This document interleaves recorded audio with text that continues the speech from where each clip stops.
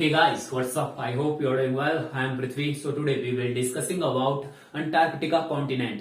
Antarctica continent विश्व का पांचवा सबसे बड़ा कॉन्टिनेंट है, विश्व का पांचवा सबसे बड़ा महाद्वीप है। इस पर डिस्कस करने से पहले अंटार्कटिका से रिलेटेड कुछ फैक्ट है, उन पर डिस्कस कर लेते हैं। अंटार्कटिका को श्वेत महाद्वीप भी कहा जाता है। आपसे एग्जाम में पूछा जाएगा कि श्वेत महाद्वीप जो है किसे कहा जाता है, तो आपका आंसर होगा अंटार्कटिका महाद्वीप। अब इसे श्वेत महाद्वीप क्यों कहते हैं? क्योंकि पूरे अंटार्कटिका महाद्वीप पर जो है वो बर्फ जमी हुई है। बर्फ की यहाँ की जो मोटाई है, यहाँ के बर्फ की लेयर की जो मोटाई है वो 1.9 या हम 2 किलोमीटर मान लेते हैं, ठीक है।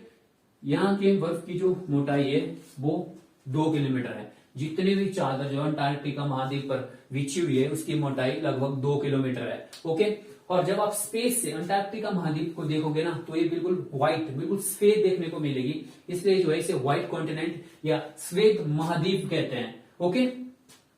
अंटार्कटिका महाद्वीप के 98% भाग पर जो है वो बर्फ है।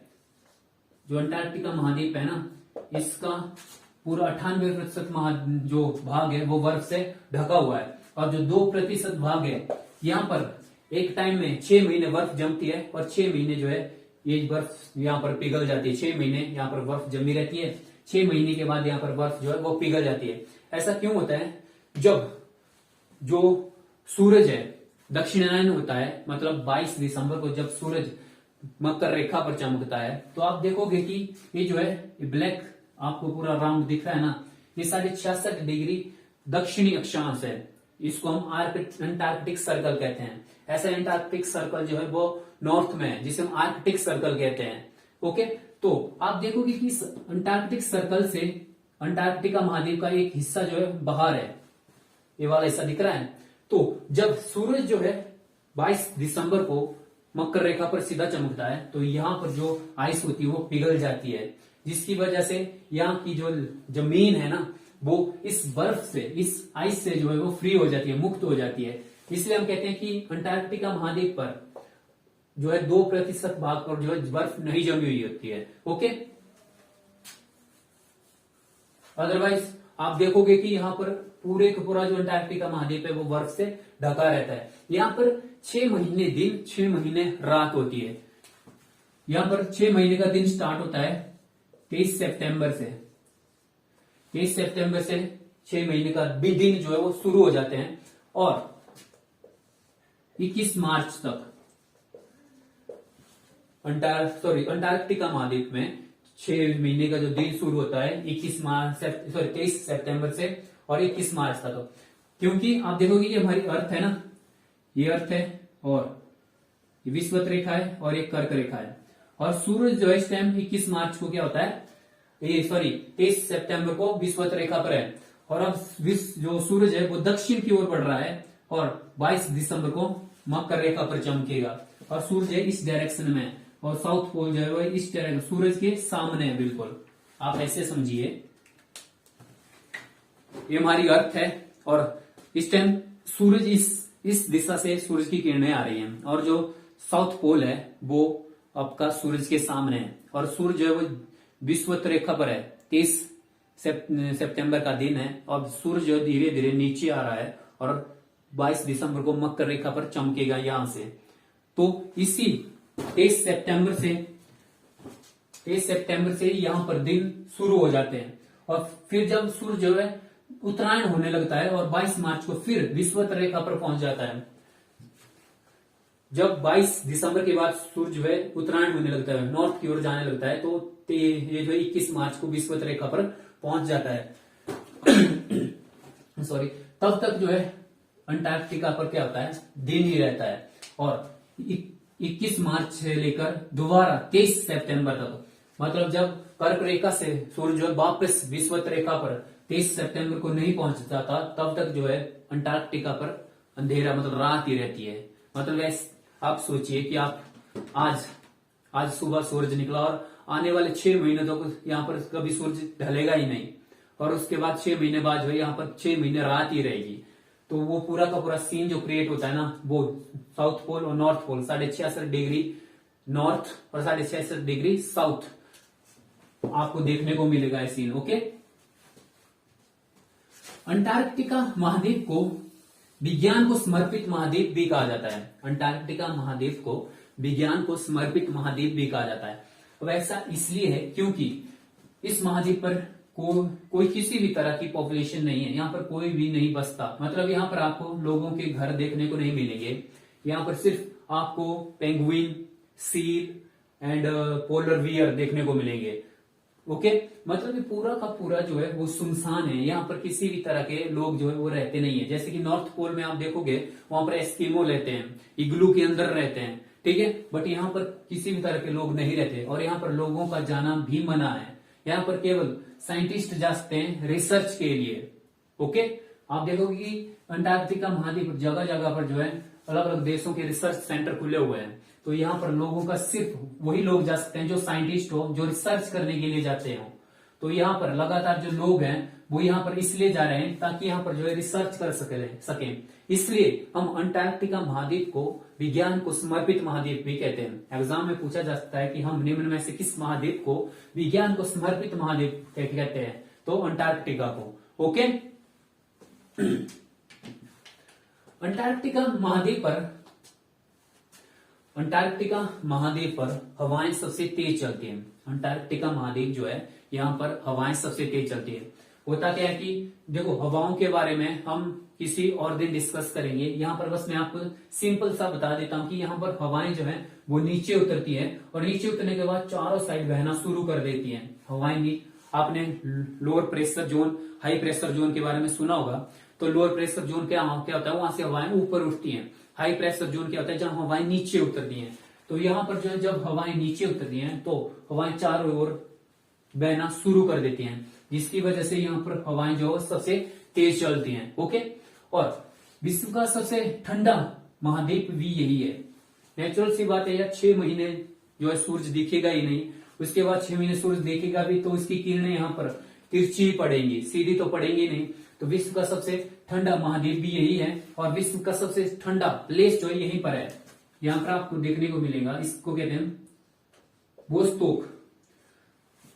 यहाँ पर वोस्तोक है, ये रशिया का रिसर्च सेंटर है यहाँ पर वोस्तोक में। और यहाँ का जो टेम्परेचर है वो -89 डिग्री सेल्सियस रहता है जो नॉर्मल है यहाँ का, -89 डिग्री सेल्सियस। तो वोस्तोक जो है वो विश्व का सबसे ठंडा प्लेस है। अब आप कहोगे कि वेट कि विश्व का, आप कहोगे कि विश्व का जो है सबसे ठंडा प्लेस तो है वो साइबेरिया में बर्खोयांस्क है। तो देखिए बर्खोयांस्क में जो है वो पॉपुलेशन रहती है। तो उस हिसाब से हम देखें कि जहां पर पॉपुलेशन बसती हो वहां का सबसे ठंडा प्लेस जो है वो बर्खोयांस्क है, साइबेरिया में। लेकिन यहाँ पर पूरे वर्ल्ड का सबसे ठंडा प्लेस जो है वो वोस्तोक है। यहाँ पर कोई पॉपुलेशन वगैरह कुछ नहीं है, यहाँ पर लोग वगैरह नहीं रहते।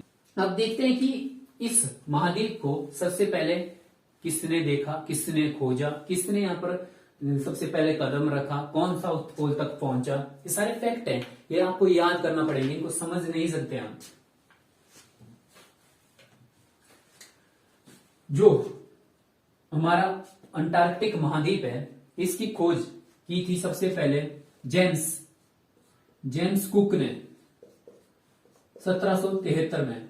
आपको इन चीजों को आपको रटना पड़ेगा, याद करना पड़ेगा। ओके, तो अंटार्कटिका को अंटार्कटिका को किसने खोजा था? जेम्स कुक ने। ये जेम्स कुक वही है जिसने जो है, जिसके नाम पर जो है वो न्यूजीलैंड के उत्तरी और दक्षिणी द्वीपों को एक जलधारा डिवाइड करती है, जिससे हम कहते हैं कुक स्ट्रेट या कुक जलधारा। ये वही कुक है, जेम्स कुक। ओके, इन्होंने तो चलो खोजा है, मतलब इन्होंने देखा था कि यार भाई यहाँ पर जो अंटार्कटिका महाद्वीप है, यहाँ पर एक महाद्वीप है, तो इन्होंने सबसे पहले इसे खोजा। अब देखते हैं कि कौन यहाँ पर सबसे पहले पहुंचा, मतलब इसके ऊपर कदम किसने सबसे पहले रखा। तो 1820 की बात है। यहाँ पर एक रशियन नेवी के कैप्टन थे, इनका नाम था फेबियन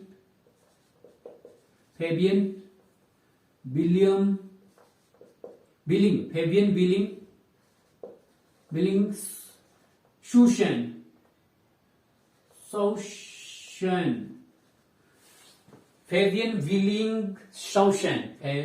शॉर्ट में FV शाउशन। कब आए थे? 1820 में सबसे पहले पर्सन थे जिन्होंने अंटार्कटिका पर ये पहुंचे थे। ओके, और साउथ पोल पर साउथ पोल पर पहुंचने वाले पहले पर्सन, ये जो थे नॉर्वे के थे, इनका नाम था एमंडसन। एमंडसन एमंडसन सबसे पहले पर्सन थे जो साउथ पोल पर पहुंचे थे। नॉर्वे के थे, ओके, नॉर्वे के थे जो सबसे पहले साउथ पोल पर पहुंचे थे। रसिया के एफ.वी. सुसैन या फेबियन बिलिंग्सुसैन, ओके। अब देखते हैं कि इंडिया का पहला पर्सन जो है कौन था जो अंटार्कटिका पर पहुंचा था।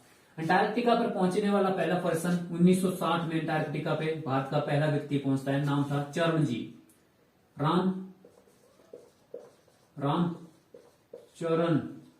रामचरण जी 1960 में अंटार्कटिका पर पहुंचे थे। और साउथ पोल पर पहुंचने वाले पहले भारतीय कौन थे? इनका नाम था गिरिराज।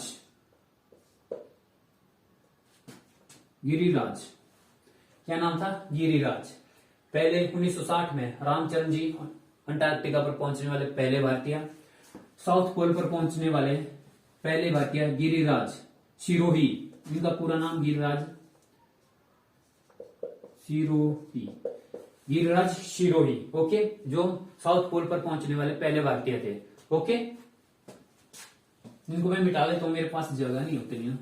क्या है कि स्टार्टिंग में जो कुछ डेवलपिंग कंट्री थी, कुछ डेवलप और कुछ डेवलपिंग कंट्री थी, उन्होंने क्या किया कि देशांतर रेखाओं के आधार पर इस अंटार्कटिका महाद्वीप को डिवाइड करना शुरू कर दिया कि जैसे 0 से लेकर 20 तक का जो 20 डिग्री देशांतर तक का जो भाग है वो मान लीजिए रसिया का भाग रसिया का होगा, 20 से लेकर 80 का चाइना का भाग होगा, इस तरह से आगे जी 80 से 100 तक का किसी और देश का होगा। इस तरह से जो पूरे महाद्वीप को डिवाइड कर दिया। फिर एंट्री होती है अमेरिका की। अमेरिका ने जो है इस पूरे डिवाइडेशन को कैंसिल कर दिया कि इस महाद्वीप को डिवाइड नहीं किया जाएगा, ये किसी भी देश के अंडर में नहीं रहेगा। यहाँ पर सभी देशों के लोग जाएंगे, लेकिन साइंटिस्ट ही जाएंगे, वो भी रिसर्च करने के लिए, ओके। तो उसके बाद जो है यहाँ पर सिर्फ जो है जो डेवलपिंग कंट्रियां हैं, जो डेवलप देश हैं, वो सिर्फ अपने यहाँ पर रिसर्च सेंटर खोलते हैं और यहाँ पर जो है वो साइंटिस्ट जाते हैं रिसर्च करने के लिए। एक संधि हुई थी, ट्रीटी का नाम था अंटार्कटिका ट्रीटी। ये बनती है 1959 में और लागू होती है 1961 में। जब ये ट्रीटी लागू बनाई गई थी तो इसमें जो है जो सदस्य देश थे वो 12 ही थे और आज इसमें जो है 54 सदस्य हैं और इसका जो हेडक्वार्टर है वो है ब्यूनस आयर्स, जो अर्जेंटीना है ना, जो साउथ अमेरिका का देश है चिली के साथ अर्जेंटीना, तो उसकी राजधानी है ब्यूनस आयर्स। वहीं पर जो है हेडक्वार्टर है अंटार्कटिका ट्रीटी के देशों का। वहीं पर बैठकर जो है इनकी मीटिंग होती है, वहीं पर बैठकर जो है डिसीजन लेते हैं। 54 कंट्रियां हैं आज और भारत जो है इसमें शामिल हुआ था 1983 में। 1983 में जो है इंडिया इसमें शामिल हुआ। आपसे एग्जाम में पूछा जा सकता है कि जो अंटार्कटिका ट्रीटी हुई थी वो कब हुई थी, तो 1959 में, लागू कब हुई 1961 में। और इंडिया जो है इसका सदस्य कब बना 1983 में। जैसे इंडिया इसका सदस्य बना, इंडिया की एंट्री होगी अंटार्कटिका महाद्वीप पर। और यहाँ पर आप देखोगे, यहाँ पर जो है 0 डिग्री के बिल्कुल सामने यहाँ पर इंडिया ने अपना पहला रिसर्च सेंटर खोला। कब खोला? 1983 में। 1983 में खोला, जिसे हम कहते हैं दक्षिण गंगोत्री। भारत का पहला रिसर्च सेंटर अंटार्कटिका महाद्वीप पर कहां पर था? दक्षिण गंगोत्री है और 0 डिग्री के बिल्कुल 0 डिग्री जो देशांतर है उसके जस्ट बगल में ही है, ओके। कब खोला गया था? 1983 में, 1983 में। इसके बाद आप देखोगे कि 1990 में भारत ने अपना दूसरा रिसर्च सेंटर खोल दिया अंटार्कटिका महाद्वीप पर। इसे हम कहते हैं मैत्री। पहला क्या है? दक्षिण गंगोत्री, दूसरा मैत्री। अब हाल ही में 2012 में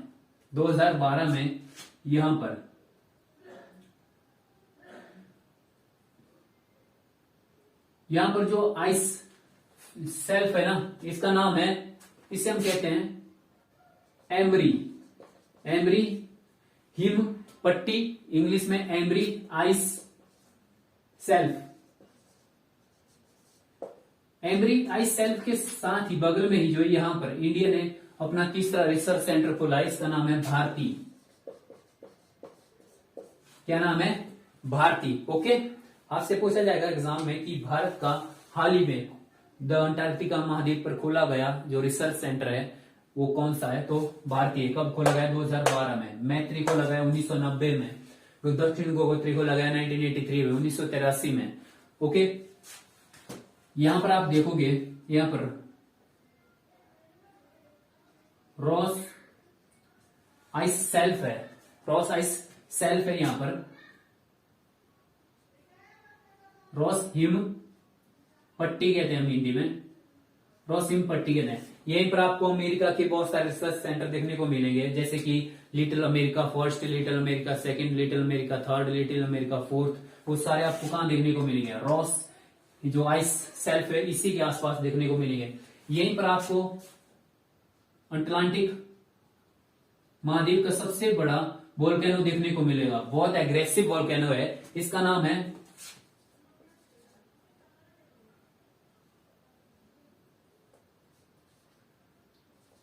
इरेवस।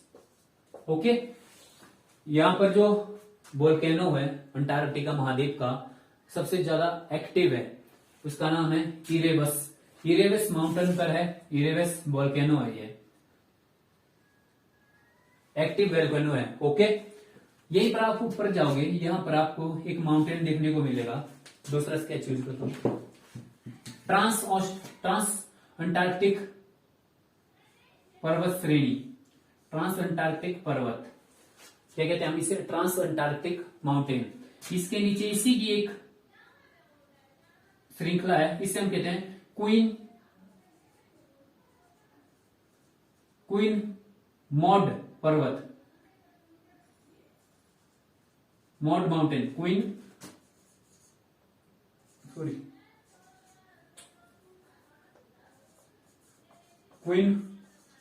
Mod mountain.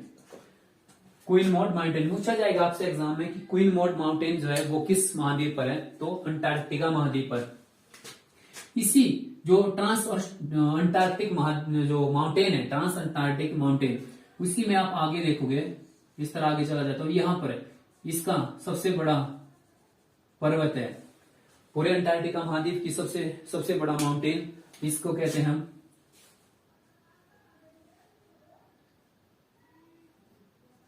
Venus massive.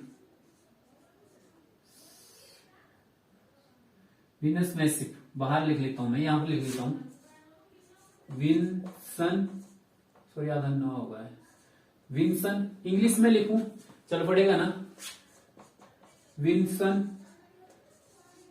Massive, Vinson Massif. Vinson Massif जो है अंटार्कटिका महाद्वीप का सबसे ऊंचा पर्वत है, विंसन मैसिव। इसकी हाइट है 5140 मीटर, 5140 मीटर। ओके, एग्जाम में पूछा जा सकता है कि अंटार्कटिका महाद्वीप का सबसे बड़ा जो माउंटेन है वो कौन सा है? Vinson Massif. Vinson Massif height कितने है? 5140 मीटर। ओके, तो ये थी सारी अंटार्कटिका महाद्वीप से रिलेटेड कुछ इंपॉर्टेंट फैक्ट थे जो आपको पता होने चाहिए। अब थोड़ा सा जियोग्राफिकली बात करते हैं अंटार्कटिका महाद्वीप पर। इनको मिटा देता हूं मैं पहले। तो जो अंटार्कटिका महाद्वीप है ना, एक दौर हुआ करता था जब हमारे पूरे विश्व में एक ही महाद्वीप था पेंजिया, और एक ही महासागर था पैंथालासा। तो जो पेंजिया था ना वो दक्षिणी गोलार्ध में स्थित था, दक्षिणी गोलार्ध में, और साउथ जो पोल था उसके पास स्थित था, दक्षिणी गोलार्ध और साउथ पोल के आसपास स्थित था। और आप देखोगे कि जब पेंजिया टूटा तो उसी का भाग जो था वो अंटार्कटिका महाद्वीप भी था। ये जो अंटार्कटिका महाद्वीप है ना, हम इसे पेंजिया का अवशेष कहते हैं, मतलब जो पेंजिया का अवशेष है आज के टाइम में ना वो अंटार्कटिका महाद्वीप है। और इसी से टूटकर जो है सारे जो महाद्वीप है वो अलग हुए थे। जब पेंजिया टूटा, पेंजिया से अंगारा लैंड और नीचे जो है था गोंडवाना लैंड बना था, और उनको टूटने पर जो है फिर सारे जैसे north America, south America, Europe, Asia, ये सारे महाद्वीप बने। और उसका जो अवशेष बच गया था ना वो कौन था? वो अंटार्कटिका महाद्वीप था। यहीं पर हमें जो है वो आर्कियन और धारवाड़ क्रम की चट्टानें मिलती हैं। यहीं पर हमें आर्कियन और धारवाड़ क्रम की चट्टानें मिलती है। अब आप कहोगे कि तो इन चट्टानों से हमें क्या लेना देना। तो जब पृथ्वी गर्म थी, ठीक है, सारी पृथ्वी क्या थी, एकदम गर्म गोला थी। जब गर्म से ठंडी हुई तो सबसे पहले जो चट्टानें बनी वो आर्कियन क्रम की चट्टानें थी। और उसके बाद ये जो एक टाइम पीरियड के बाद बनी, जैसे कि आर्कियन क्रम की चट्टान बनी, उसके बाद धारवाड़ क्रम की चट्टान बनी, उसके बाद कुड़प्पा क्रम की चट्टान बनी, ठीक है। इस तरह से बहुत सारी चट्टानें बनी। इन पर भी कभी फुर्सत में डिस्कस करेंगे। ओके, तो जो अंटार्कटिका महाद्वीप है इसमें जो है हमें आर्कियन और धारवाड़ क्रम की चट्टानें मिली है। इससे हमें पता चलता है कि जो अंटार्कटिका महाद्वीप है ना वो पेंजिया की पार्ट है। और आज जो है ये गतिशील जो माउंटेन कॉन्टिनेंट है हमारा। ओके, हम्बल बहुत हो रहा है यार। जो अंटार्कटिका महाद्वीप है यहां पर आप देखोगे कि इसका जो साउथ पोल है, आपको पता है कि हमारी अर्थ के दो मैग्नेटिक पोल है, एक नॉर्थ मैग्नेटिक पोल, एक साउथ मैग्नेटिक पोल, और दोनों जो है अपनी जगह से दूर भाग रहे हैं। मतलब आप देखोगे कि अगर आपने 2019 की न्यूज सुनी होगी तो उस टाइम जो नॉर्थ मैग्नेटिक पोल था वो पहले जो था वो कनाडा के ऊपर जो छोटे छोटे द्वीप है ना, इमेजिनेशन कीजिएगी कनाडा के ऊपर कैसे द्वीप थे। हम सब कुछ मैप वगैरह सब पढ़ चुके हैं ना, तो अब हमारी इमेजिनेशन मैप को लेकर स्ट्रांग होनी चाहिए। तो कनाडा के ऊपर माना जाता था कि, माना नहीं जाता था, वहां पर स्थित था, वहां पर जो है वो नॉर्थ मैग्नेटिक पोल स्थित था। उसके बाद वो आगे गया जो आर्कटिक ओशियन में चला गया, और आज जो है वो नॉर्थ मैग्नेटिक पोल जो है वो 60 किलोमीटर प्रति ईयर की रफ्तार से यूरेशिया की ओर जा रहा है, जो रसिया की ओर बढ़ रहा है वो लगातार। और वहीं पर आप देखोगे कि साउथ मैग्नेटिक पोल है ना वो यहां से बाहर है, यहां पर है साउथ मैग्नेटिक पोल, यहां पर है। और साउथ मैग्नेटिक पोल जो है वो 10 से 15 किलोमीटर प्रति ईयर की रफ्तार से आगे बढ़ रहा है। मतलब एक दूसरे से, मतलब ये सभी, ये दोनों जो मैग्नेटिक पोल है क्या है, मूवेबल है, मतलब गतिशील है। ऊपर जो वो 60 किलोमीटर प्रति ईयर की रफ्तार से भाग रहा है, नीचे जो साउथ मैग्नेटिक पोल है वो 10 से 15 किलोमीटर प्रति ईयर की रफ्तार से भाग रहा है। और जो हमारी मैग्नेटिक लेयर है ना वो भी लगातार जो वो फीकी पड़ रही है, मतलब जो मैग्नेटिक लेयर है ना वो भी जो है वो पतली पड़ रही है। देखिए क्या होता है कि इसको मिटा देता हूं मैं, हम डिस्कस कर लेते हैं कि जो मैग्नेटिक क्या है। तो बहुत बड़ा टॉपिक है बट कॉमन सी ये जो थोड़ी अंडरस्टैंडिंग ले लेते हैं हम। ये हमारी अर्थ है, हमारी अर्थ के ऊपर क्या है, क्रस्ट है। हमारे ऊपर हमारी पृथ्वी की ऊपरी सतह को हम क्या कहते हैं, क्रस्ट कहते हैं। क्रस्ट के नीचे क्या है, मेंटल है, ठीक है। और इसके अंदर क्या है, कोर है। कोर दो भागों में डिवाइड है, एक इनर कोर, एक outer core. Inner core and outer core या अपर कोर, जो भी आपको, ठीक है। इनर कोर क्या है, इनर कोर हमारा ठोस है, सॉलिड है, ठोस है। और जो आउटर कोर है वो लिक्विड में है। तो हमारी जो अर्थ है वो लगातार क्या हो रही है, घूम रही है, 24 घंटे में अपना चक्र पूरा करती है। तो हमारी अर्थ जो बाहर से थोड़ी, मतलब बाहर से जो धीरे घूम रही है, लेकिन इसका जो कोर है वो फास्ट घूम रहा है। और कोर में जो है वो आयरन और निकल है। और जब कोर जो है वो फास्ट घूम रहा है ना, इसकी वजह से जो करंट पैदा हो रही है, जो चार्जिंग पार्टिकल्स है ना, जो चार्जिंग पार्टिकल है या करंट जो है ना, उसकी वजह से हमारे अर्थ में जो है दो मैग्नेटिक पोल बन जाते हैं, एक नॉर्थ मैग्नेटिक पोल, एक साउथ मैग्नेटिक पोल। आप देखिए सामने मैं एक इमेज लगा देता हूं, इस तरह के रिंग जो है हमारी अर्थ के बाहर बन रहे हैं।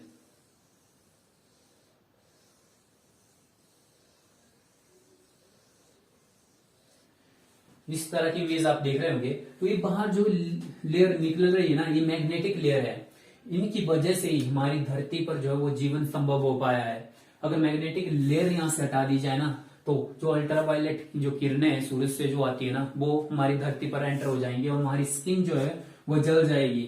मतलब अगर मैग्नेटिक लेयर हमारी एनवायरमेंट में नहीं है तो हमारी अर्थ पर जो जीवन संभव नहीं है। अब आप कहोगे कि वेट, तो जो वो ओजोन नाम की बीमारी है वो क्या है, O3 ओजोन, तो वो भी है। मानते हैं कि वो भी जो है अल्ट्रावायलेट जो किरणें होती है ना, उन किरणों को जो है कंट्रोल करता है, अल्ट्रावायलेट जो किरण है उन्हें कंट्रोल करती है ओजोन, लेकिन उतने टाइम तक नहीं कंट्रोल कर पाएगी अगर मैग्नेटिक लेयर ना हुई एनवायरमेंट में। तो ये जो लेयर है ना, ये धीरे धीरे जो है वो फीकी पड़ रही है।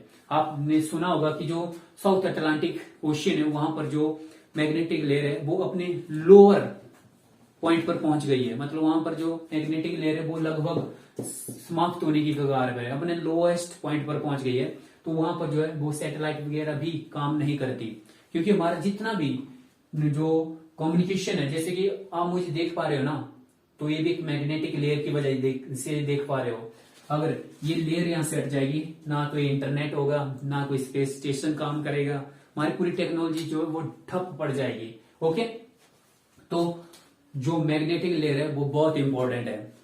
मैंने ऐसे ही इस पर जो बिल्कुल डिटेल से हम डिस्कस करेंगे, क्योंकि अगर हम यहाँ इसमें डीप में चले गए तो हम जो है अपने टॉपिक से बाहर चले जाएंगे, क्योंकि हमें इसमें जो है अपनी अर्थ के अंदर भी जाना पड़ेगा, अपने अर्थ के बाहर जो एटमॉस्फेयर है हमारा उससे भी देखना पड़ेगा, तो बहुत डीप में चले जाएंगे हम। बस मैं आपको ये बता रहा हूं कि जो साउथ मैग्नेटिक पोल है, हिंदी में कहते हैं दक्षिणी चुंबकीय ध्रुव और उत्तरी चुंबकीय ध्रुव, जो है वो अपनी जगह से लगातार मूव हो रहे हैं। जो दक्षिणी चुंबकीय ध्रुव है वो 10 से 15 किलोमीटर सालाना जो है आगे बढ़ रहा है, और जो उत्तरी चुंबकीय ध्रुव है वो 60 किलोमीटर प्रति ईयर की रफ्तार से साइबेरिया की ओर बढ़ रहा है। ओके, आप कंपास देखते हो ना, कंपास नॉर्थ टू साउथ ही रहता है, वो किसकी वजह से रहता है? इन मैग्नेटिक पोलों की वजह से ही रहता है, जो हमारे नॉर्थ और साउथ में है। ओके, जो हमारा अंटार्कटिक महाद्वीप है, इसके बीच में ट्रांस अंटार्कटिक पर्वत है, इस रेंज के ईस्टर्न डायरेक्शन में इसे हम कहते हैं ईस्टर्न अंटार्कटिक, और इसके वेस्ट में जो है वेस्ट अंटार्कटिक। हिंदी में इसके ईस्ट में जो है इसे हम बृहद अंटार्कटिक, और इसके वेस्ट में जो है इसे लघु अंटार्कटिक कहते हैं, क्योंकि यहाँ पर बड़ा हिस्सा है इस पर्वत के ईस्टर्न में, बड़ा हिस्सा है इसलिए बृहद अंटार्कटिक, इस पर्वत के साउथ में छोटा हिस्सा इसलिए लघु अंटार्कटिक कहते हैं। ओके, और अंटार्कटिक महाद्वीप के बाद आप देखोगे कि इसके चारों ओर जो है वो साउदर्न ओशियन है हमारा, साउदर्न ओशियन मतलब दक्षिण महासागर, पांचवा जो हमारा महासागर है वो यहाँ पर आपको देखने को मिलेगा, साउदर्न ओशियन। और जो हिंद महासागर है वो इस साइड है, 80 डिग्री ईस्टर्न देशांतर, यहां पर है इंडियन ओशियन, और यहां पर आपको देखने को मिलेगा पैसिफिक ओशियन 180 डिग्री अक्षांश, जो जिसे हम अंतरराष्ट्रीय तिथि रेखा इंटरनेशनल डेड लाइन कहते हैं, वो यहीं पर है। तो ये सारा है कौन सा? Pacific ocean. और यहां पर देखोगे 0 डिग्री कहां से गुजरती है? ग्रीनविच से होकर गुजरती है। ठीक है, कहां से होकर गुजरती है? लंदन से होकर गुजरती है, लंदन के ग्रीनविच से होकर गुजरती है। तो इस साइड को कौन सा महासागर होगा? अटलांटिक महासागर, अटलांटिक महासागर। ओके, और इसके नीचे, इन तीनों के नीचे जो महासागर है उसे हम देखते हैं साउथ ओशियन या अटलांटिक ओशियन या दक्षिण महासागर। ओके, तो अब देख लेता हूं, कुछ बचा तो नहीं आपसे डिस्कस करने के लिए। अटलांटिक महाद्वीप से रिलेटेड जो भी इंपॉर्टेंट इंफॉर्मेशन थी वो मैंने आपसे डिस्कस कर ली। और जो आर्कटिक महासागर है ना, जो आर्कटिक महासागर पर भी भारत जो है लगातार रिसर्च कर रहा है। वहां पर नॉर्वे के एक द्वीप पर जो भारत है उनका एक रिसर्च सेंटर है हिमाद्री, और एक हाल ही में उन्होंने खोला है जिसे कहा जाता है Indian research centre of Arctic, IndARC कहते हैं शॉर्ट में। तो वो दोनों जो वो आर्कटिक में है। और अपना जो आज का डिस्कशन है वो यहीं पे हम समाप्त करते हैं, और अपना पूरा वर्ल्ड का जो मैप है वो कंप्लीट होता है। एक एक कंट्री हमने देख ली, एक एक महाद्वीप हमने देख लिया, थोड़ा जियोग्राफिकली हमने डिस्कस कर लिया है। तो आपके माइंड में जो है अब पूरा वर्ल्ड की पिक्चर होनी चाहिए कि पूरे वर्ल्ड में कौन देश कहां पर है। अगर अभी भी नहीं है तो एक बार फिर से इस पूरे सीरीज को देखिए जिसमें हम पूरे वर्ल्ड मैप को जो डिस्कस किया हुआ है। ओके, हम मिलते हैं नेक्स्ट वीडियो में। अभी हम जो है और सब्जेक्ट भी साथ में लेकर चलेंगे, जैसे कि इकोनॉमिक्स हो गया, पॉलिटिकल हो गया, जियोग्राफी साथ में चलती रहेगी। ओके, तो हम मिलते हैं नेक्स्ट वीडियो में, तब तक के लिए बाय बाय।